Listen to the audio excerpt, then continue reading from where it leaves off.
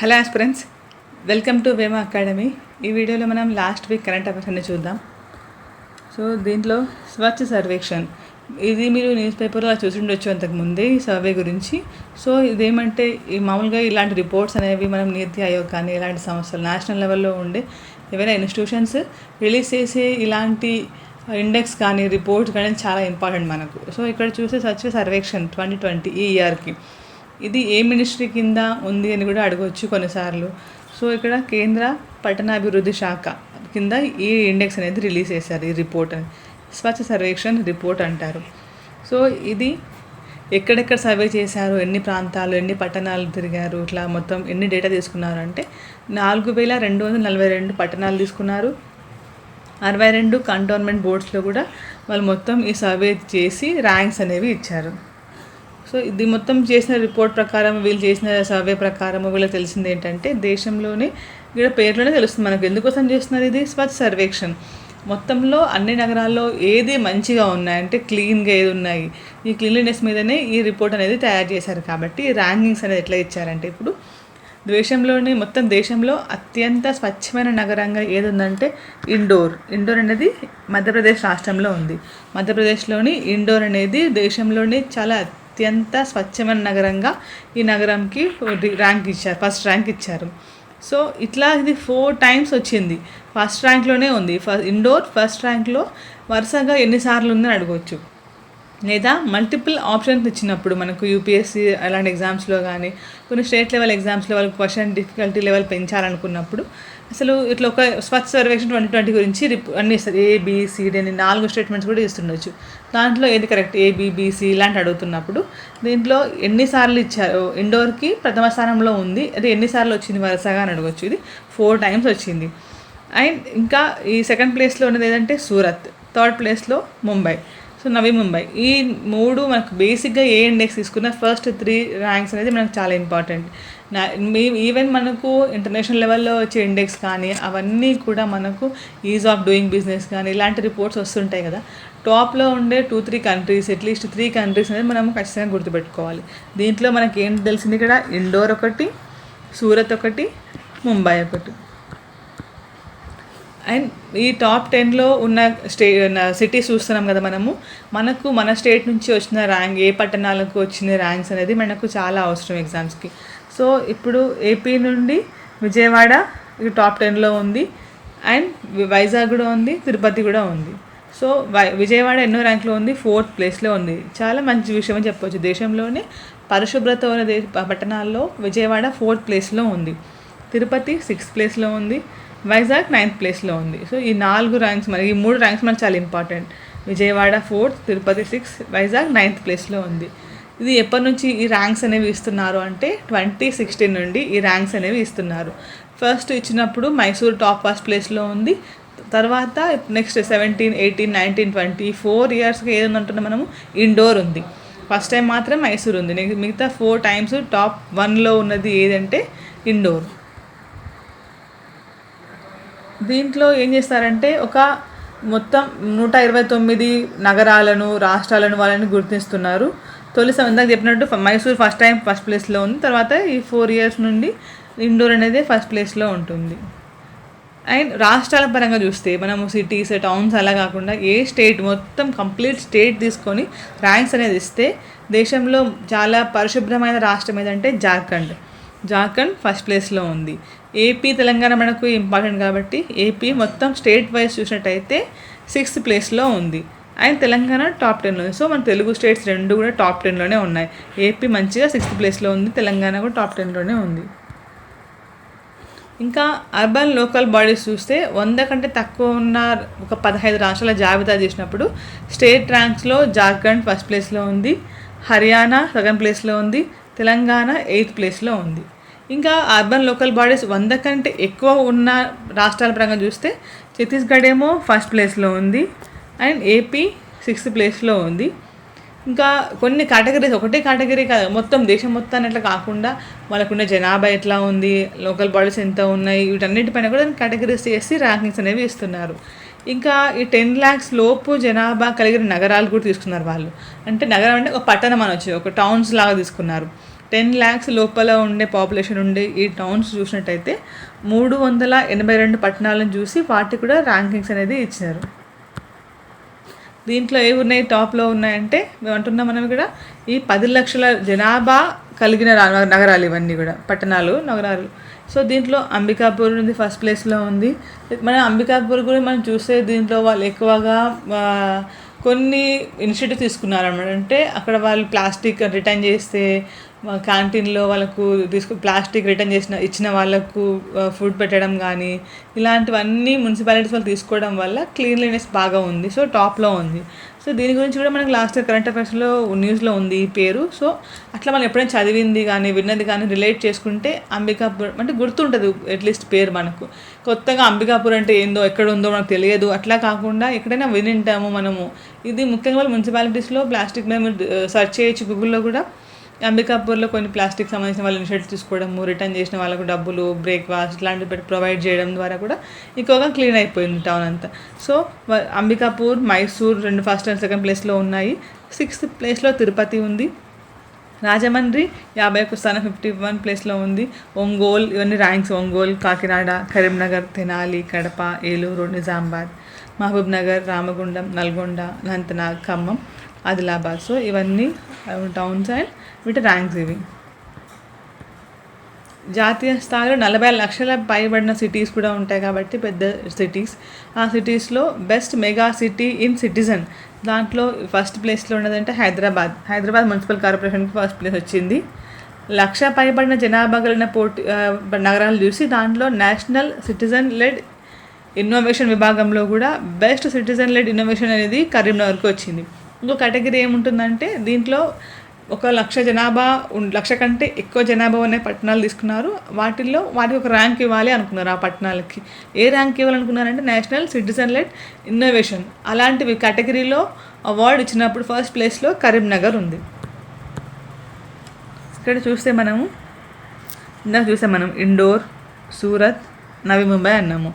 ఇక్కడ top performers దీంట్లో ఎవరైనా best city in maximum citizens participation. దీంట్లో ఇదేంటంటే ఇక్కడ ఉంది షహజానాపూర్ ఒకటి ఉంది. ఇంకొకటి best mega city in innovation best practices greater Chennai ఉంది. Fastest mover big city Jodhpur. Best self sustainable big city ఏదంటే ఇక్కడ Rajkot. And cleanest mega city Ahmedabad. Best sustainable mega city Bengaluru. Best city in citizens feedback Jabalpur. Cleanest medium city Mysore. Best mega city ఏదంటే ఇక్కడ citizens ఫీడ్బ్యాక్లో ఇక్కడ greater Hyderabad. ఎందుకు ఇట్లా వాళ్ళు సిటిజన్ ఫీడ్బ్యాక్ ఎందుకు అంటున్నారు?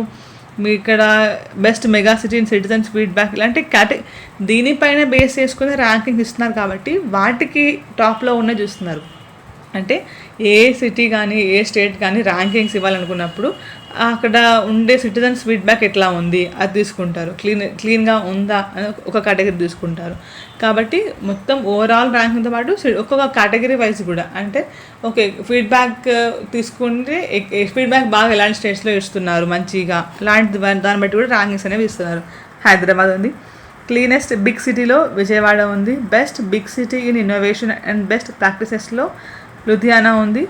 ఫాస్టెస్ట్ మూవర్ మీడియం సిటీలో ఫిరోజాబాద్ ఉంది. ఇది మీరు స్క్రీన్ షాట్ తీసుకొని అప్పుడప్పుడు చూడవచ్చు. మళ్ళీ అంటే 2-3 సార్లు చూడడం వల్ల అట్లా మనకు ఈజీగా గుర్తుంటుంది.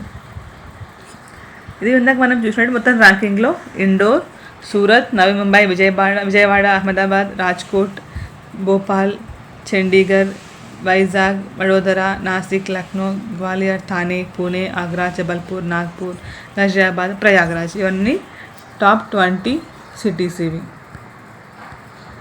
దీంట్లో వాళ్ళు ఎలాంటి పారామీటర్స్ తీసుకొని చెప్తున్నారు ర్యాంకింగ్ ఇస్తున్నారంటే వాటర్ మేనేజ్మెంట్ ఎట్లా ఉంది, అలాంటి సిటీస్లో వాటర్ మేనేజ్మెంట్ ఎట్లా ఉంది, రీయూజ్ చేస్తున్నారా, అండ్ ఇంకవన్నీ కూడా స్పెషల్ ఫ్లడ్స్ మేనేజ్మెంట్ ఎట్లా ఉంది, సాలిడ్ వేస్ట్ మేనేజ్మెంట్ మంచి చేస్తున్నారా అలాంటి మున్సిపాలిటీస్లో కానీ టౌన్స్లో కానీ అని, and scientific processing of wastage అంటే ఆ వ్యర్థ పదార్థాలన్నింటినీ ఎట్లా చేస్తున్నారు, ప్రాసెసింగ్ ఎట్లా చేస్తున్నారు, ఇంకా డంప్ సైట్ రెమిడియేషన్ ఎట్లా ఉంది అంటే చెత్త పడేసిన ప్రాంతాలు ఎట్లా చేస్తున్నారు, పెనాల్టీస్ విధిస్తున్నారా చెత్త వేసిన వాళ్ళపైన కానీ రోడ్డు పైన చెత్త వాళ్ళు కాల్చిన వాళ్ళ మీద కానీ, వాళ్ళు మొత్తం రోడ్ మీద పాడు చేసినా కానీ, ఇట్లాంటి చెత్త చేసి అంత పాడు చేసే వాళ్ళకు పెనాల్టీస్ అనేది విధిస్తున్నారా అలాంటి టౌన్స్లో మంచి పెనాల్టీ విధిస్తూ క్లీన్గా ఉన్న సిటీస్కి మంచి ర్యాంకింగ్స్ వస్తుంటాయి.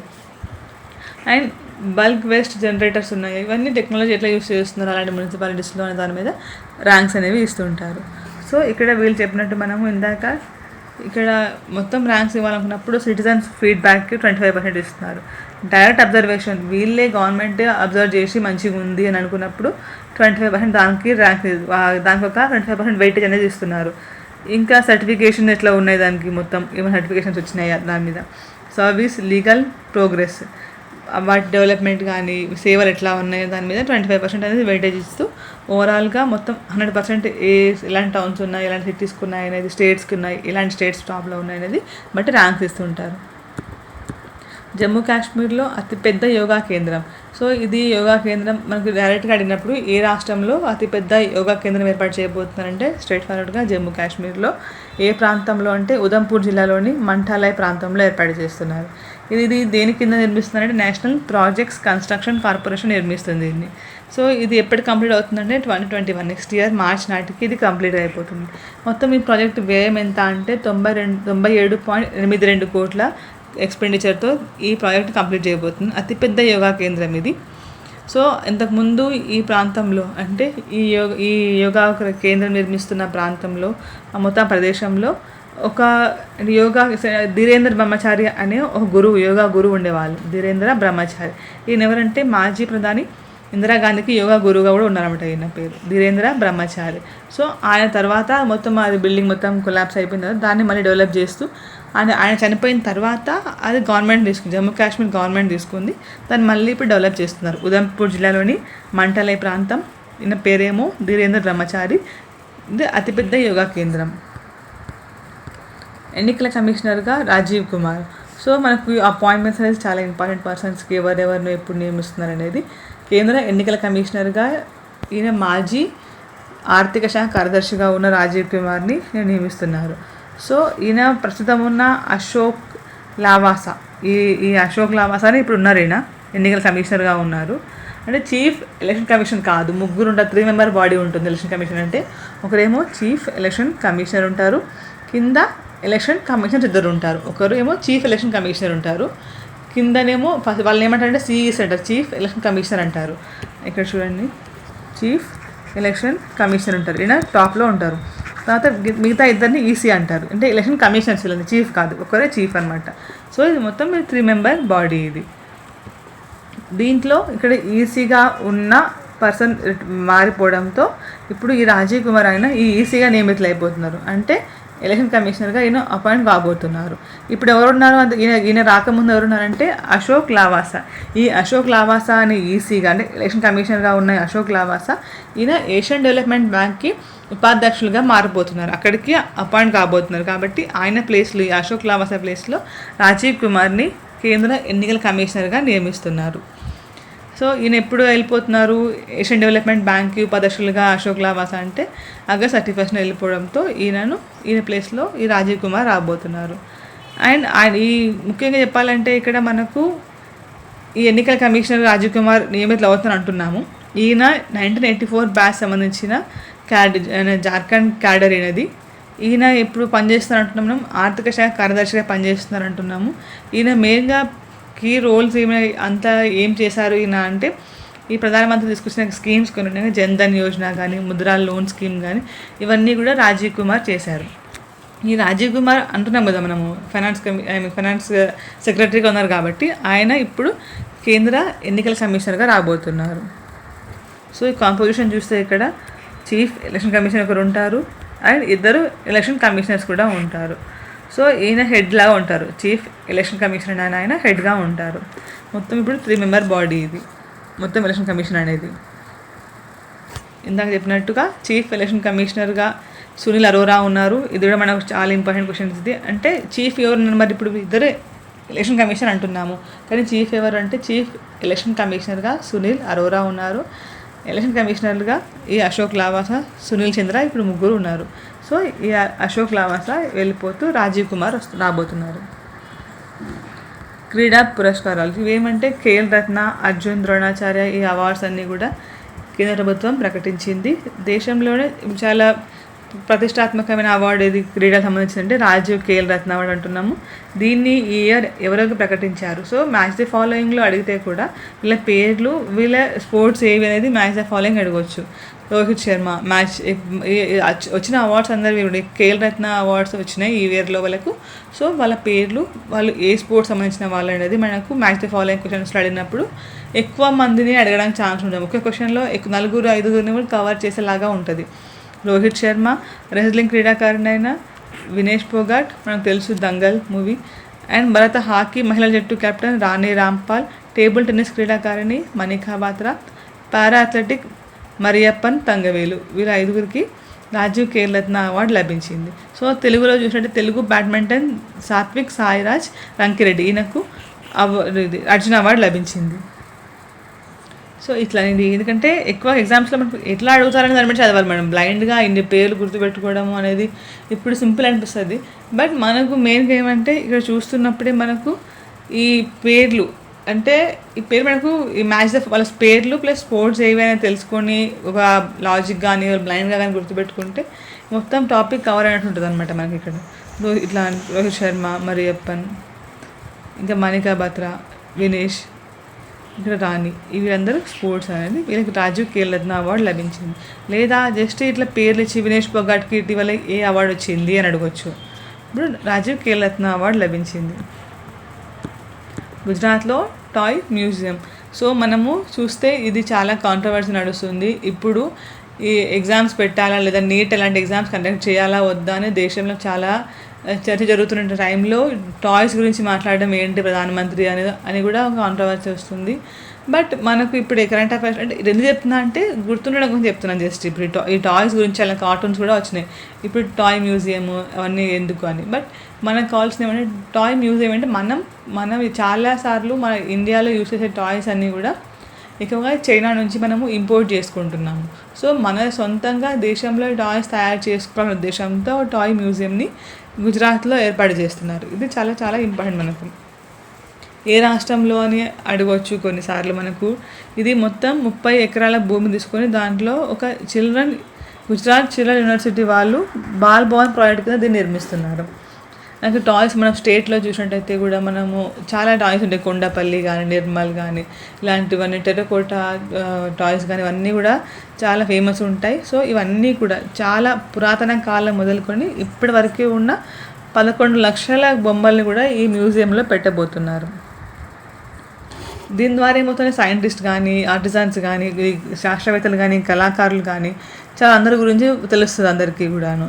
అండ్ మన సంస్కృతి ఎట్లా ఉంది, మనం ఎలాంటి టాయ్స్ యూస్ చేసినాము, ఎలా తయారు చేసుకున్నాము, కొన్ని మట్టితో, కొన్ని చెట్ల చెక్కలతో తయారు చేస్తారు, కొన్ని చాలా డిఫరెంట్ టెక్నాలజీ చాలా మైన్యూట్గా తయారు చేస్తే కొన్ని బొమ్మలు కూడా ఉంటాయి. ఇవన్నిటి గురించి కూడా అవగాహన, సంస్కృతి గురించి తెలుసుకునే అవకాశం ఉంటుంది. సో ఇది గుజరాత్ రాష్ట్రంలో ఎక్కడ అంటే గాంధీనగర్ సమీపంలో షాపూర్, రతన్పూర్ గ్రామాల మధ్య నిర్మిస్తున్నారు. ఇది కూడా మనకు ఎగ్జామ్స్కి ఇంపార్టెంట్. ఎక్కడ గుజరాత్ రాష్ట్రం తెలుసు మనకు అంటున్నాము, గాంధీనగర్ అంటున్నాము. గాంధీనగర్ సమీపంలో ఎక్కడ షాపూర్, రతన్పూర్ గ్రామాల మధ్య నిర్మిస్తున్నారు. దీన్ని ఎంత ఖర్చుతో నిర్మిస్తున్నారు అనేది కూడా మనకి అవసరం. 1500 కోట్లతో దీన్ని నిర్మిస్తున్నారు. సో దీన్ని కంప్లీట్ కావడానికి మ్యాక్సిమం 5 years పట్టొచ్చు. ఇక్కడ bureau of civil aviation security, ఈ సంస్థ డైరెక్టర్ జనరల్గా ఫస్ట్ ఇప్పుడు మనకు ఏంటంటే మొదటిగా మహిళ నియమించబడ్డారు. అదే మనకి ఇక్కడ న్యూస్. ఇక్కడ bureau of civil aviation security director జనరల్గా ఉషా పాది ఈమెను నియమించారు. సో ఇది చాలా ఇంపార్టెంట్, ఎందుకంటే మనకు మహిళలు ఫస్ట్ టైం నియమించబడిన ఇలాంటివన్నీ కూడా మనకు అవసరం. పౌర విమానయాన మంత్రిత్వ శాఖ సంయుక్త కార్యదర్శిన ఉషా పాది ఈమెను bureau of civil aviation security director జనరల్గా ఈమెకు బాధ్యతలు అనేది ఇచ్చారు. సో ఈ మొదటి మహిళ, ఈ పదవిలో నియమించబడిన మహిళ అండ్ 3వ IAS అధికారి. అంతకుముందు మామూలుగా ఈ ఏవియేషన్ సెక్యూరిటీ బాడీకి సాధారణంగా IPSలో నియమించేవాళ్ళు, కానీ ఈమె IAS అని కూడా నియమించారు. ఇంతవరకు ఇన్ని రోజుల వరకు IPS ఉన్నారు. ఎవరంటే రాకేష్ ఆస్థానా. మనం ప్రీవియస్ వీడియోలో కూడా చూసాము, ఈయన పేరు మనకు వచ్చింది. ఈ రాకేష్ ఆస్థానా ఇప్పుడు ఈయన బార్డర్ సెక్యూరిటీ ఫోర్స్ డైరెక్టర్ జనరల్గా బదిలీ అయ్యారు. సో ఈ న్యూస్ మనం చూసాం ప్రీవియస్ వీడియోస్లో. బీఎస్ఎఫ్కి ఆయన డైరెక్టర్ జనరల్గా నియమితులయ్యారని చూసాము, రాకేష్ ఆస్థానా. సో ఈ రాకేష్ ఆస్థానా ఈ దీంట్లో బీసీఏఎస్కి డైరెక్టర్గా ఉండి ఆయన బార్డర్ సెక్యూరిటీ ఫోర్స్కి పోవడంతో ఉషా పాదీని ఈమెకు ఆ బాధ్యతలు అనేది ఇచ్చారు. అంటే ఈమె కొన్ని స్కీమ్స్ కానీ ఈమె కనెక్టెడ్ ఉడాన్ లాంటి స్కీమ్స్ కానీ వీటన్నిటి మీద ఆమె బాగా చేశారు, దాన్ని రూపొందించడం కానీ వాటి గురించి గైడ్లైన్స్ కానీ ఇలాంటి చేయడం ఇవన్నీ కూడా ఇచ్చారనమాట.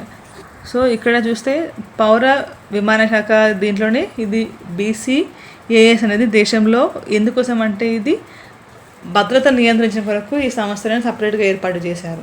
సో 1987లో డీజీసీఏలో ఒక విభాగంగా దీన్ని ఏర్పాటు చేశారు అంటే బీసీఏఎస్ని నియమించి దీని యొక్క ఇంటర్నేషనల్ లెవెల్లో ఉండే స్టాండర్డ్స్ అన్ని అమలు చేయడానికి కూడా దీన్ని కృషి చేస్తున్నారు. ప్లాస్టిక్పై పూర్తి నిషేధం శ్రీలంక. కొన్నిసార్లు ఎందుకు ఇంపార్టెంట్ అంటే మన పక్కన ఉన్న కంట్రీస్ చిన్న కంట్రీస్ కూడా అందుకే దీని న్యూస్ చెప్తే మనకు టైటిల్ చూస్తే కూడా మనకు గుర్తుండాలి. కొన్ని టైటిల్స్ కూడా చాలా ఇంట్రెస్టింగ్గా ఉంటాయి అన్నమాట వాళ్ళు న్యూస్లో ఇస్తున్నప్పుడు కూడా. ఏమంటున్నారు, చిన్న దేశం పెద్ద నిర్ణయం అని ఇచ్చింది. అంటే ఇది ఎంత మంచిగా అంటే గుర్తుండడం కోసం ఈజీగా, చిన్న దేశం కానీ పెద్ద నిర్ణయం అంటున్నారు. అంత పెద్ద నిర్ణయం ఏంటంటే ప్లాస్టిక్ నిషేధించడం. అంత చిన్న కంట్రీ అంత పెద్ద నిర్ణయం తీసుకోవడం అంటే చాలా కంట్రీస్ చేయలేకపోతున్నాయి, అనుకుంటున్నాయి ప్లాస్టిక్ యూజ్ చేయొద్దని, కానీ అవ్వట్లేదు. సో కానీ శ్రీలంక మనకు కొన్నిసార్లు డైరెక్ట్గా అడిగినప్పుడు కూడా ఇటీవల ఏ దేశం ప్లాస్టిక్ కంప్లీట్గా నిషేధించింది అని అడగవచ్చు. శ్రీలంక.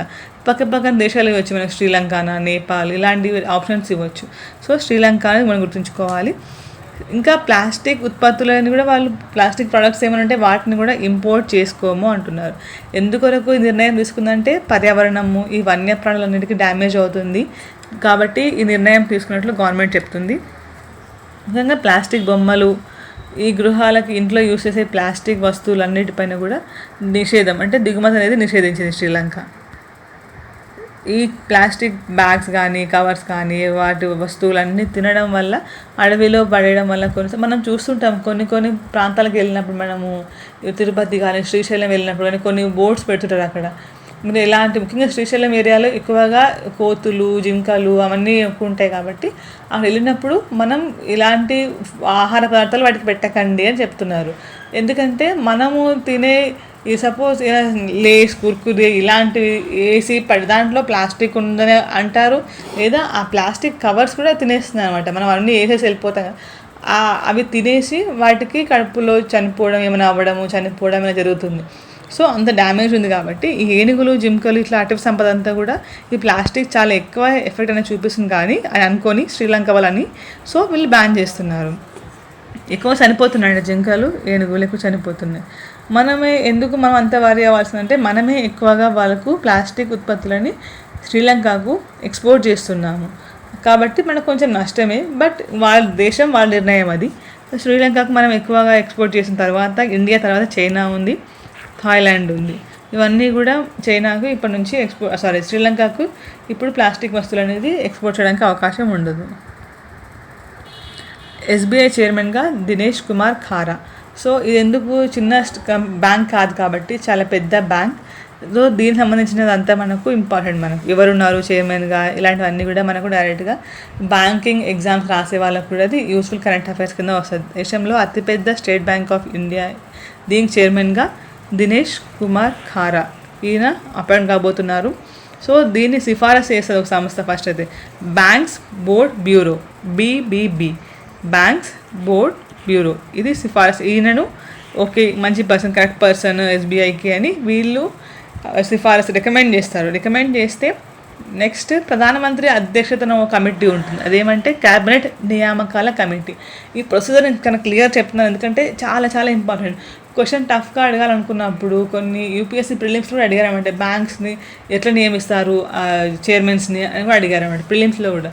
సో ఎందుకు ఇవి ప్రొసీజర్ కూడా మనకు తెలిసి ఉండాలి. కొన్ని స్టేట్ లెవెల్ ఎగ్జామ్స్లో టఫ్గా అడగాలనుకున్నప్పుడు ఇలాంటివి కూడా అడగవచ్చు స్టెప్స్. ఇక్కడ బ్యాంక్స్ బోర్డ్ బ్యూరో వీళ్ళు సిఫారసు చేసిన తర్వాత ప్రధానమంత్రి అధ్యక్షుడు ఉండే కమిటీ అయిన క్యాబినెట్ నియామకాల కమిటీ వాళ్ళు నిర్ణయం తీసుకొని ఈయన అంటే అపాయింట్మెంట్ అనేవి చేస్తుంటారు అంటే బ్యాంక్స్కి. సో ఇక్కడ చూస్తే ఇప్పుడు ఎవరున్నారు చైర్మన్గా అంటే రజనీష్ కుమార్. ఈయన అక్టోబర్ 7న ఈయన పదవీ కాలం అయిపోతుంది. సో ఈ ప్లేస్లో ఈయన రాబోతున్నారు అనమాట. సో మనకు ఈయన ఏజ్ కొన్నిసార్లు కానీ లేకపోతే ఆయన ఇప్పుడు ఎవరు పాతగా ఉన్న వాళ్ళు ఎవరు, కొత్తగా వచ్చిన వాళ్ళు ఎవరు, ఇవన్నీ కూడా అడిగే అవకాశం ఉంటుంది. సో ఈ బీబీబీ అనేది ఎస్బీఐ నలుగురు ఇంటర్వ్యూ చేసి ఈయనను సిఫారసు చేసింది. ఈయన ఏంటి అంటే ఎక్కువగా ముఖ్యంగా ఈ బ్యాంక్స్ మెర్జింగ్లో, అంటే ఈ ఎస్బీఐలోకి మహిళా బ్యాంక్ కానీ మిగతా 5 బ్యాంక్స్ కూడా ఉన్నాయి కదా, అన్నిటిని విలీనం చేయడానికి కూడా బాగా కృషి చేశారు. మణిపూర్లో అతిపెద్ద బ్రిడ్జ్, మణిపూర్లో ప్రపంచంలోనే అతిపెద్ద బ్రిడ్జ్ని, రైల్వే బ్రిడ్జ్ని నిర్మిస్తున్నారు. సో ఇది ఎక్కడ, ఏ ప్రాంతంలో అంటే మణిపూర్ రాష్ట్రంలోని నోని జిల్లాలో ఇజాయ్ నది పైన. ఇది మనకు చాలా ఇంపార్టెంట్. ఏదైనా సరే కన్స్ట్రక్షన్స్ కానీ అవి ఎంత ఎత్తున్నాయి, అట్లా ఎంత ఇంపార్టెంట్, కొన్ని నదులపైన నిర్మిస్తారు కాబట్టి అవి ఎక్కువ ఇంపార్టెంట్. ముఖ్యంగా నార్త్ ఈస్టర్న్ స్టేట్స్లో మనకు రివర్స్ అంత ఈజీగా గుర్తుండవు, డిఫరెంట్ నేమ్స్ ఉంటాయి, చిన్న చిన్న రివర్స్ అనేవి ఉంటాయి. కాబట్టి ఇక్కడ ఇజాయ్ నది పైన ఈ ఈ బ్రిడ్జ్ అనేది నిర్మిస్తున్నారు. ప్రపంచంలోని అతిపెద్ద బ్రిడ్జ్ కాబట్టి ఇది మనకు ఎగ్జామ్స్కి చాలా ఇంపార్టెంట్. సో ఇది ఎంత ఎత్తున నిర్మిస్తున్నారు, ఈ బ్రిడ్జ్ కోసం ఒక పిల్లల ఎత్తు 141 మీటర్ల వరకు ఉండబోతుందంట. అంటే ఇంతవరకు ప్రపంచంలోనే ఇది చాలా పెద్దది అంటున్నాం. అంటే ముందు ఉన్నది ఏదంటే, ఇప్పుడు దీనికంటే ముందు ప్రపంచంలో ఏది ఉంది పెద్దదంటే యూరోప్లోని మాంటెనిగ్రోలో కూడా మాలా రిజేకా బ్రిడ్జ్. ఇదేమో 139 మీటర్ల వరకు ఉంది. ఈ ప్రపంచంలోనే ఎత్తైన బ్రిడ్జ్ ఉంది. దీని రికార్డ్ బ్రేక్ చేస్తూ మణిపూర్లో ఇంకా 2 మీటర్ల ఎత్తులోనే ఈ బ్రిడ్జ్ నిర్మాణిస్తున్నారు. ఇజాయ్ నది మణిపూర్లోని నోని జిల్లాలో. ఎంత ఖర్చు అవుతుందంటే 280 కోట్ల ఖర్చు అవుతుంది అంటున్నారు. నెక్స్ట్ 2022 వరకు ఇది కంప్లీట్ చేసే అవకాశం ఉంటుంది. ఇది భారతదేశంలోనే అత్యంత ఎత్తైన బ్రిడ్జ్. ఇప్పుడు ఇండియాలో, ప్రపంచంలోనే అది అంటున్నాం మనం, యూరోప్లో అంటున్నాము. సో ఇండియాలో ఏది ఉంది ఇంతవరకు దీనికంటే ముందు వరకు అంటే కొంకణ్ రైల్వేకు చెందిన రత్నగిరి పాన్వాల్లో కూడా అత్యంత ఎత్తైన బ్రిడ్జ్ అనేది ఒకటి ఉంది. సో ఈ ఎందుకోసం అంటే మారుమూల ప్రాంతాలకు, ముఖ్యంగా నార్త్ ఈస్టర్న్ స్టేట్స్లో ఈ రోడ్స్ ఇవన్నీ కష్టమవుతున్నాయి కాబట్టి కనెక్టివిటీ ఎక్కువ ఉండదు. కాబట్టి వీటి కోసం ఈ రైల్వే ద్వారా కనెక్టివిటీ పెంచాలనే ఉద్దేశంతో ఈ బ్రిడ్జ్ అనేది నిర్మిస్తున్నారు. ఇప్పటికి కూడా ప్రజా రవాణా, ట్రాన్స్పోర్టేషన్ కానీ గూడ్స్ కానీ పంపడము ముఖ్యంగా నార్త్ ఈస్టర్న్ స్టేట్స్లో కష్టంగా ఉంది. సో ఒక్కొక్క పిల్లర్ ఎత్తు 141 మీటర్లు అంటున్నాము. దీన్ని జిరిబామ్ ఒక మధ్య రూట్, ఇది జిరిబామ్, తుపుల్, ఇంపాల్, ఈ 3 మధ్యలో ఒక లైన్ అనేది వేస్తున్నారు. ఏ ప్రాంతంలో అంటే జిరిబామ్, తుపుల్, ఇంపాల్ ఈ ప్రాంతాల మధ్యలో ఈ బ్రిడ్జ్ అనేది నిర్మిస్తున్నారు. ఈ మొత్తం ఎంత దూరం ఉంటుంది ఆ బ్రిడ్జ్ అంటే 111 కిలోమీటర్ల మేర ఈ రైల్వే లైన్ ఏర్పాటు చేస్తున్నారు. సో ఇది ఇజాయ్ నది పైన ఈ బ్రిడ్జ్ నిర్మిస్తున్నారు. దాన్ని చూసాం మనం. ఇది కీ పాయింట్. ఇక్కడ నరేంద్ర మోడీ ఉత్తరప్రదేశ్లోని ఝాన్సీలో రాణి లక్ష్మీబాయి కేంద్రీయ వ్యవసాయ విశ్వవిద్యాలయం, ఇదేమో సెంట్రల్ అగ్రికల్చర్ యూనివర్సిటీని స్టార్ట్ చేశారు. అండ్ ఇంకా పాలనా భవనాలను, అడ్మినిస్ట్రేషన్ బిల్డింగ్స్ని కూడా ప్రారంభించారు. మనకు డైరెక్ట్గా అడిగినప్పుడు ఉత్తరప్రదేశ్లో ఝాన్సీలో ఇటీవల ఏ యూనివర్సిటీని ప్రారంభించారు అంటే కేంద్రీయ వ్యవసాయం. మనం వ్యవసాయం అనొచ్చు, అంటే మనకి ఆప్షన్స్ ఇచ్చినప్పుడు కన్ఫ్యూజ్ చేయాలనుకున్నప్పుడు వ్యవసాయం కానీ, సైంటిఫిక్ ఏదైనా ల్యాబ్ ఓపెన్ చేశారా, లేకపోతే ఐఐటి లాంటిది ఓపెన్ చేశారా, లేకపోతే ఇంజనీరింగ్ అట్లాంటివి అడగవచ్చు. సో ఇక్కడ అగ్రికల్చర్ యూనివర్సిటీని అక్కడ ఓపెన్ చేశారు. సో మొత్తం ఇప్పుడు దేశంలో 3 సెంట్రల్ యూనివర్సిటీస్ ఉన్నట్టు, దేనికి సంబంధించినవి agriculture universities, 3 central agriculture universities ఉన్నట్టు. ఏవేవి ఉన్నాయంటే సెంట్రల్ అగ్రికల్చర్ యూనివర్సిటీ ఎక్కడ ఉందంటే ఇంపాల్, అంటే మణిపూర్లో ఉంది. Doctor Rajendra Prasad central agricultural university ఏమంటున్నారు, ఇది పూసా, అంటే ఇక్కడ బీహార్లో ఉంది. ఇప్పుడు థర్డ్ది Rani Lakshmibai central agriculture university Jhansi ప్రాంతంలో ఉత్తరప్రదేశ్లో ఉంది. ఇంకా అగ్రికల్చర్ సంబంధించిన 3 సంస్థలు కూడా ఉన్నాయి ఇండియాలో. AIRI జార్ఖండ్లో ఉంది, IARI అస్సాంలో ఉంది, బీహార్లోని మోతిహారీలో మహాత్మా గాంధీ సమీకృత వ్యవసాయ సంస్థలు 3 యూనివర్సిటీస్ ఉన్నాయి. సెంట్రల్ యూనివర్సిటీస్ ఇవి, జస్ట్ సెంట్రల్ యూనివర్సిటీస్ 3 ఉన్నాయి. 3 సంస్థల వ్యవసాయం సంబంధించినవి ఉన్నాయి అన్నమాట. శాటిలైట్ డేటా, పంట రుణాల మంజూరు. సో మనకు ఇక్కడ ఏంటి అంటే ప్రైవేట్ రంగంలో ICICI బ్యాంక్ చాలా టాప్ బ్యాంక్ అంటున్నాం మనము, HDFC అట్లా తర్వాత కూడా. సో ఈ ICICI బ్యాంక్ అనేది కొత్తగా ఇప్పుడు ఏం చేస్తుందంటే పంట రుణాలు అందించాలంటే ఎట్లా మాన్యువల్గా వెళ్ళి చూడడము పంట ఎట్లా ఉంది అని కాకుండా సాటిలైట్ డేటా తీసుకొని దాని ద్వారానే వాళ్ళకు లోన్స్ అనేవి ఇవ్వాలి అనుకుంటున్నారు. సో ఇది ప్రైవేట్ బ్యాంక్ ఇలాంటి ఇనిషియేటివ్ తీసుకోవడము, టెక్నాలజీ యూజ్ చేయడం అనేది మనకు ఏ బ్యాంక్ తీసుకుంది అని అడుగుతుంటారు. బ్యాంకింగ్ ఎగ్జామ్స్ కానీ లేకపోతే మనకు ఎకానమీకి సంబంధించిన ఎగ్జామ్స్లో కూడా చాలా ఇంపార్టెంట్ ఇది. ఏ బ్యాంక్ తీసుకుంది ఇలాంటివి అంటే డైరెక్ట్గా అడగవచ్చు. ఏమని, ఏ బ్యాంక్ ఇటీవల డేటా అంటే శాటిలైట్ డేటాతో రుణాలు అందిస్తుంది అంటే ఐసిఐసిఐ బ్యాంక్. దీనికి ఎవరు పంపిస్తారు ఈ డేటా అంతా అంటే ఇస్రో వాళ్ళు, నాసా వీళ్ళు శాటిలైట్స్ ఇమేజెస్ అన్నీ పంపిస్తుంటే మొత్తం వాళ్ళు ఒక 40 అంశాల వరకు తీసుకొని వాళ్ళకు రుణాలు ఇవ్వచ్చా లేదా అని బ్యాంక్ వాళ్ళు డిసైడ్ చేసుకొని అందిస్తారు. అక్కడ పొలం ఉన్న ప్రాంతం ఎట్లా ఉంది, అక్కడ నీటిపారుదల కరెక్ట్గా ఎట్లా ఉంది, సాగు చేసిన పంటలేవి, ఆ పంటల నాణ్యత అంటే క్వాలిటీ ఎట్లా ఉంది, ఇవన్నీ కూడా వాళ్ళు మాన్యువల్గా వెళ్ళి చెక్ చేయకుండా ఆ సాటిలైట్ ఇమేజెస్ ద్వారానే చూసే అవకాశం ఉంటుంది. ఇంతవరకు అయితే మనుషులే వెళ్ళి ఆఫీసర్స్ వెళ్ళి అక్కడ చూసేవాళ్ళు. బట్ ఇక్కడ సాటిలైట్ ఇమేజెస్తో వాళ్ళు అబ్జర్వ్ చేసి లోన్స్ ఇవ్వాలా వద్దా అని నిర్ణయించుకుంటారు. ఇది మనకు చాలా ఇంపార్టెంట్ కాన్సెప్ట్. ఇది నీతి ఆయోగ్ ఉపాధ్యక్షుడైన రాజీవ్ కుమార్, ఈయన దీంట్లో ఎక్స్పోర్ట్ ప్రిపేర్డ్నెస్ ఇండెక్స్, ఏ రాష్ట్రాలు ఎక్కువగా ఎక్స్పోర్ట్స్ చేస్తున్నాయి వేరే దేశాలకు, మొత్తం ఎగుమతులు ఎట్లా చేస్తున్నాయి, ఎగుమతుల్లో టాప్లో ఉండే స్టేట్స్ ఏవనేది ఒక ఇండెక్స్ తయారు చేశారు. సో ఏ సంస్థ తయారు చేస్తుంది అనేది అడుగుతారు మనకు. నీతి ఆయోగ్ తయారు చేసింది ఈ ఇండెక్స్ని. సో దీంట్లో టాప్లో మ్యాక్సిమం చూస్తే మనము ఒకవేళ ఎంత మనకు ఆన్సర్ రాకపోయినా, కన్ఫ్యూజ్ అయినా, గుర్తుండకపోయినా ఎక్స్పోర్ట్ అనగానే మ్యాక్సిమం పెట్టాల్సిన ఆన్సర్ ఏమంటే గుజరాత్ అనేది పెట్టాలి. గుజరాత్ మొదటి స్థానంలో ఉంది. తర్వాత స్థానంలో సెకండ్ ప్లేస్లో మహారాష్ట్ర ఉంది. థర్డ్ ప్లేస్లో తమిళనాడు ఉంది. గుజరాత్ అనేది ఫస్ట్ ప్లేస్లో ఉంది, సెకండ్ ప్లేస్లో మహారాష్ట్ర ఉంది, థర్డ్ ప్లేస్లో తమిళనాడు ఉంది. ఈ 3 స్టేట్స్. ఫస్ట్ అయితే మనకు మెయిన్ కావాల్సింది ఏమంటే టాప్లో ఉన్నది గుజరాత్ అనేది గుర్తుంచుకోవాలి. ఈ 3 రాష్ట్రాలు టాప్లోనే ఇవే ఎందుకున్నాయని ఎక్కువ చూస్తే కొంచెం డెవలప్డ్ స్టేట్సే కాకుండా ఇవి కోస్టల్ స్టేట్స్. గుజరాత్ అనేది కోస్టల్ ఏరియాలో ఉంది కాబట్టి, అండ్ మహారాష్ట్ర కూడా అక్కడే ఉంది కాబట్టి, తమిళనాడు కూడా మనకు కోస్టల్ ఏరియా సైడ్ ఉంది కాబట్టి ఎక్స్పోర్ట్స్ మామూలుగా ట్రేడ్ అనేది ఎక్స్పోర్ట్స్ మ్యాక్సిమం 90% అబోవ్ కూడా మనకు ఈ ట్రాన్స్పోర్టేషన్ అంతా ఎక్స్పోర్ట్స్ అంతా మనకు సముద్రం ద్వారానే జరుగుతుంటుంది. కాబట్టి వాటికి అవైలబుల్గా ఉంటాయి కాబట్టి సముద్రం కోస్టల్ ఏరియాలో ఉంటారు కాబట్టి ఈజీగా ఎక్స్పోర్ట్ చేస్తుంటారు. ల్యాండ్ లాక్డ్ స్టేట్స్ ఉంటాయి అంటే మనకు ఇట్లాగా సముద్రం ఏమి ఉండదు ఎక్స్పోర్ట్ చేయడానికి, మరి మొత్తం చుట్టూ మిగతా స్టేట్సే కవర్ అయి ఉంటాయి. ల్యాండ్ మొత్తం ల్యాండే ఉంటుంది, ల్యాండ్ లాక్డ్ స్టేట్స్ అంటున్నాము. ఈ భూ పరివేక్షిత రాష్ట్రాలు కూడా ఎక్స్పోర్ట్స్ అనేవి కొన్ని బాగా చేస్తున్నాయి. దాంట్లో ఫస్ట్ ప్లేస్లో రాజస్థాన్ ఉంది, సెకండ్ ప్లేస్లో తెలంగాణ ఉంది.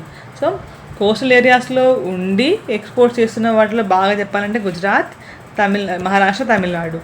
ల్యాండ్ లాక్డ్ ఉండి ఎక్స్పోర్ట్స్ బాగా చేస్తున్న రాష్ట్రాలు ఏమంటే రాజస్థాన్ అండ్ తెలంగాణ. సో ఇది చూస్తే మనము ఇక్కడ తెలంగాణ ఎక్కువగా అంటే సెకండ్ ప్లేస్లో ఉండడం కొంచెం ఎక్కువగా అంటే ల్యాండ్ లాక్డ్ అయ్యింది కూడా ఎక్కువగా ఎక్స్పోర్ట్ చేస్తుంటున్నాము.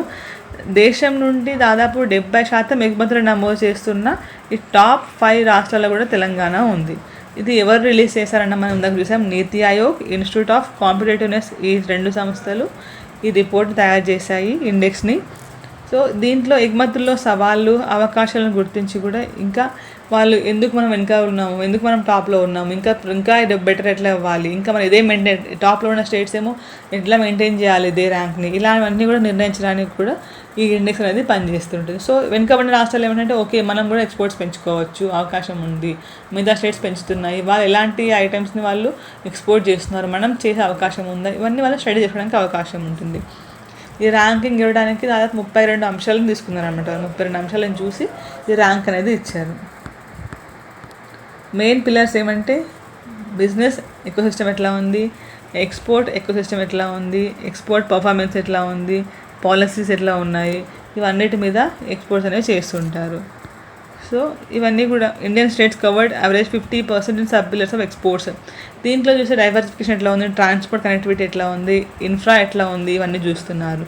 సో కోస్టల్ ఏరియాస్లో బెస్ట్ పర్ఫార్మెన్స్ ఇచ్చినవి ఏమన్నా Gujarat, Maharashtra, Tamil Nadu. And land lock స్టేట్స్లో రాజస్థాన్, తమిళనాడు, థర్డ్ ప్లేస్లో హర్యానా ఉంది. ఇది మనం చెప్పలేము మనం. అంటే ఇప్పుడు మళ్ళీ రాజస్థాన్, తెలంగాణ, హర్యానా ల్యాండ్ లాక్డ్లో. Coastal, land lock. ఇక్కడేమో హిమాలయన్ స్టేట్స్. మిగతా స్టేట్స్తో హిమాలయన్ స్టేట్స్ని కంపేర్ చేయలేం కాబట్టి సపరేట్ కేటగిరీ కింద ఇచ్చినప్పుడు ఉత్తరాఖండ్ ఫస్ట్ ప్లేస్లో ఉంది, త్రిపుర సెకండ్ ప్లేస్లో ఉంది, హిమాచల్ ప్రదేశ్ థర్డ్ ప్లేస్లో ఉంది. యూటీస్ చూసినట్టయితే యూటీస్ ఎక్స్పోర్ట్స్ ఎక్కువ బాగా చేస్తున్నాయని ఢిల్లీ బాగా చేస్తుంది. నెక్స్ట్ గోవా, చండీగఢ్. ఢిల్లీ, గోవా, చండీగఢ్ అనేవి టాప్లో ఉన్నాయి. ఇక్కడ హ్యూమన్ క్యాలిక్యులేటర్ హైదరాబాద్ చెందిన ఒక పర్సన్ ఎవరంటే 21 years ఉంది. మనం యూట్యూబ్లో కూడా చాలా ఎక్కువ వస్తుంది ఈ పర్సన్ గురించి. ఈయన ఒక కంప్యూటర్, హ్యూమన్ కంప్యూటర్ అని, శకుంతలా దేవి కంటే ఎక్కువ టాలెంటెడ్ అని, ఇలా అన్ని టైటిల్స్ అనేవి వస్తున్నాయి, వీడియోస్ అనేవి. సో నీలకంఠ భానుప్రకాష్ ఈ పేరు మనకి ఇంపార్టెంట్. ఏ ప్రాంతం, ఏ రాష్ట్రం అని అడగవచ్చు. నీలకంఠ భానుప్రకాష్ ఈయన ప్రపంచంలోనే అత్యంత వేగవంతమైన హ్యూమన్ క్యాలిక్యులేటర్గా ఈయనకు రికార్డ్ అనేది క్రియేట్ చేశాడు. ఈయన ఢిల్లీ యూనివర్సిటీ పరిధిలో సెయింట్ స్టీఫెన్స్ కాలేజ్లో ఈయన మ్యాథమెటిక్స్ ఆనర్స్ చదువుతున్నారు. ఈయన లండన్లో ఒక మైండ్ స్పోర్ట్స్ ఒలింపియాడ్లో పాల్గొని ఈయన మొత్తం వాళ్ళు టెస్ట్లో పాస్ అయ్యి టాప్లో నిలిచిండు.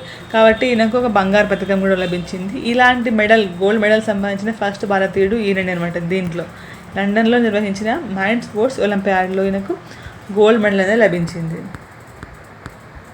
శత్రు విమానాలు, క్షిపణులు, డ్రోన్లు, హెలికాప్టర్స్ ఇవన్నిటిని కూడా ప్రమాదాలు ఎక్కువ ఉంటుండే. ఇవన్నిటిని కంట్రోల్ చేయడం కొరకు సపరేట్గా అంటే ఎయిర్ ఫోర్స్ వాళ్ళు చూస్తారు అనుకుంటాం మనం. వాళ్ళే కంట్రోల్ చేస్తారు ఇప్పటి వరకు. అంటే ఏదైనా మిసైల్స్ కానీ, డ్రోన్స్ కానీ, శత్రువులకు విమానాలు ఇట్లాంటివి వస్తుంటే అన్నిటినీ వాళ్ళు చూస్తుంటారు. బట్ సపరేట్గా మళ్ళీ ఒక డిపార్ట్మెంట్లో ఒక వింగ్ లాగా ఏర్పాటు చేయాలని సెంట్రల్ గవర్నమెంట్ ఒక వాయు రక్షణ కమాండ్ని ఏర్పాటు చేస్తుంది, ఏడీసీ. సో ఈ ఏడీసీని అంటే వాయు రక్షణ కమాండ్ కేంద్రాన్ని ఏర్పాటు చేసింది. దీన్ని అది ఎప్పటి నుంచి అమల్లోకి వస్తుందంటే అక్టోబర్ నుండి అమల్లోకి వస్తుంది. ఎక్కడ ఏర్పాటు చేస్తున్నారంటే, సో మనకు మీరు చూడవచ్చు ఏడీసీ ప్రయాగ్రాజ్ అంటే మీకు మొత్తం అంటే ఇమేజెస్ కానీ వాళ్ళు ఎట్లా అనుకుంటున్నారు అనేది కూడా డిజైన్ కూడా తెలుస్తుంది మనకు.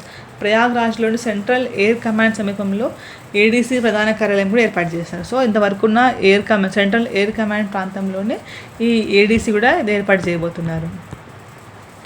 భారత గగనతల ఇవన్నీ కూడా ఎవరు చూస్తారు? పైన స్పేస్లో ఉండే రెస్పాన్సిబిలిటీ, స్పేస్లో ఎలాంటి ప్రమాదాలు కాకుండా చూసేది ఎయిర్ ఫోర్స్ వాళ్ళు చూస్తున్నారు. కానీ కొన్నిసార్లు ఇక్కడ కింద ఉండే ఆర్మీ వాళ్ళకి కానీ, ఇంకా ఈ నేవీ వాళ్ళకు కూడా కొన్నిసార్లు పైన అంటే స్పేస్లో వాటికి ఆయుధాలు కానీ కొన్ని అవసరం ఉంటుంటాయండి. వాటి రక్షణ కూడా కొంచెం వీళ్ళ రెస్పాన్సిబిలిటీ అవసరం ఉంటుంది. సో ఇవన్నీ ముగ్గురికి అవసరం ఉంటుంది కాబట్టి మొత్తానికి సపరేట్గా ఈ ఏడీసీ దీన్ని స్టార్ట్ చేసి మొత్తం అంటే గగనతల మొత్తం రెస్పాన్సిబిలిటీని ఈ ఏడీసీ తీసుకోబోతుంది. ఎయిర్ ఫోర్స్ వాళ్ళు ఉంటా కూడా వీళ్ళు అంటే కొన్ని డ్రోన్స్ సంబంధించినవి కానీ, కొన్ని మిసైల్స్ కానీ కంప్లీట్గా ఫోకస్ చేయడానికి ఈ ఏడీసీని స్టార్ట్ చేస్తున్నారు. సో ఇది ఏడీసీ ఏర్పడిన తర్వాత ఏమవుతుందంటే ఈ మూడు అంటే సైన్యము, నావికాదళము, వాయుసేన ఈ మూడింటి యొక్క వాయు రక్షణ మొత్తము ఆయుధ వ్యవస్థలు దీని కిందకే వస్తాయి.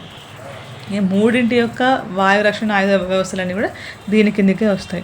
భారత వాయుసేనకు చెందిన ఎయిర్ మార్షల్ ఏడీసీ నేతృత్వంలో దీన్ని నేతృత్వం వహిస్తారు. చాలా రోజుల నుంచి దీన్ని అనుకుంటున్నారు. మేబీ ఇప్పుడు ఇది ఇంప్లిమెంట్ కావచ్చు అక్టోబర్లో. నెలవారీ సగటు ఆదాయ దేశాల జాబితా. దీంట్లో నెలవారీ ఒక్కొక్క దేశంకి ఒక నెలకు ఎంత సంపాదిస్తున్నారు అన్నట్టుగా చూస్తున్నప్పుడు ప్రజల యొక్క నెలవారీ వాటా ఎంత ఉంది అంటే వాళ్ళ యొక్క ఆదాయం ఇన్కమ్ ఎంత ఉంది, ఎవ్రీ మంత్ ఎంత ఉంది అనేది, ఏ దేశం ఎక్కువ సంపాదిస్తున్నారు ప్రజలు, ఏ దేశంలో ప్రజలు నెలకు ఎక్కువ సంపాదిస్తున్నారు అని బట్టి ర్యాంక్స్ అనేది ఇవ్వడం జరిగింది. దాంట్లో ఇండియా 72nd ప్లేస్లో ఉంది. సో 106 దేశాల్లో మొత్తం వీళ్ళు సర్వే చేశారు. ఈ కామర్స్ సంస్థ picori.com ఈ సంస్థ నిర్వహించిన సర్వే ప్రకారము ఒక్కొక్క దేశము కొన్ని బాగా రిచ్ కంట్రీస్ ఉంటే నెలకు ప్రజలు ఎక్కువ సంపాదించే వాళ్ళు. బట్ ఇండియా ఎంత అంటే 72nd ప్లేస్ అంటున్నాము ర్యాంక్ ఏమో. సో మనం ఎంత సంపాదిస్తున్నట్టు నెలకు ఇక్కడ ఇండియాలో అంటే 32,800 రూపాయలు, 32,800 రూపీస్ నెలవారీ సగటు ఆదాయంగా ఇండియాకు ఉంది. ర్యాంక్ ఏమో 72వ ర్యాంక్లో ఉంది. మొత్తం ఫస్ట్ ప్లేస్లో ఉంది ఏమంటే స్విట్జర్లాండ్ ఫస్ట్ ప్లేస్లో ఉంది. వీళ్ళ దేశంలో ప్రజలు నెలకు 4,49,000 సంపాదిస్తున్నారు. ఎంత? 4,49,000 సంపాదిస్తున్నారు. సో ఫస్ట్ ప్లేస్లో ఉన్నారు. సెకండ్ ప్లేస్లో లగ్జంబర్గ్ ఉంది. థర్డ్ ప్లేస్లో యుఎస్ఏ ఉంది. ఫస్ట్ ఏమో స్విట్జర్లాండ్, సెకండ్ ప్లేస్లో ఏమో లగ్జంబర్గ్, థర్డ్ ప్లేస్లో యుఎస్ఏ ఉంది. ఇండియా 72వ స్థానంలో ఉంది. ఇండియా కంటే లీస్ట్లో ఉండే కంట్రీస్ ఏమంటే కజకిస్తాన్, బ్రెజిల్, ఈజిప్ట్ అనేది మనకంటే వెనుక ఉన్నాయి. చివరి స్థానంలో కూడా ఒక క్యూబా ఉంది. అంటే చాలా తక్కువ ఇన్కమ్ 2700 రూపాయలు నెలకు ఒక ప్రజలు కుటుంబము వాళ్ళు సంపాదించే నెలవారీ ఆదాయం ఉంటుందంటే 2700 మాత్రమే ఉండడం వల్ల క్యూబా చివరి ప్లేస్లో ఉంది. ఇండియా 72వ ర్యాంక్, ఇది 32,800. టాప్లో స్విట్జర్లాండ్ 4,49,000. చివరి ప్లేస్లో క్యూబా 2,700 రూపాయలు. సో ఇంకా నెక్స్ట్ వీడియోలో వేరే కరెంట్ అఫైర్స్ చూద్దాము. Thank you.